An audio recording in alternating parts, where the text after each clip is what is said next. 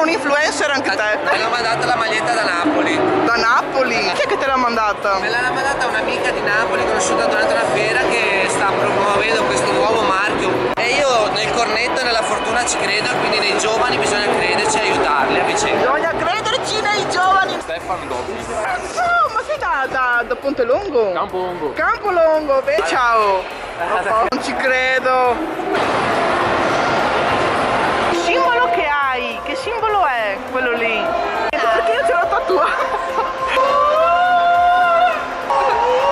E che birre sono? Allora abbiamo le prime che sono birre chiare, ispirazione tedesca come dicevo.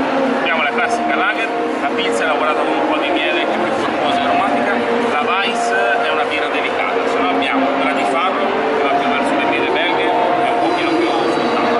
Abbiamo la rossa amara stile inglese con note erbacee, la scura corposa che è una stout con note finale di cacao. Mi sono persa la prima col teschio, mi piace, mi ispira. Cos'è? Lemon brown. Ecco, è il demonio, sì, no, perfetto, bellissimo. Ma anche questa è bella! E questa! Grazie! Buona salute. Bellissima! È buona, vuoi assaggiare? Fresca. Fresca! Ciao!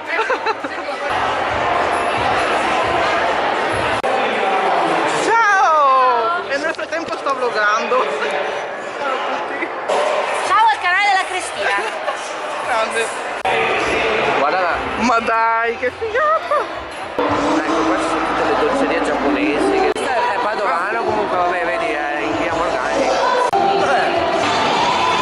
Ma voi sapete chi è la Cristina? Iscrivetevi al mio canale dopo questo video.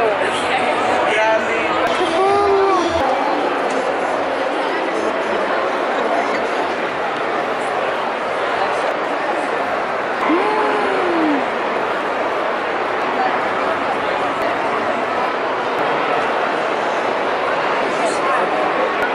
Oddio.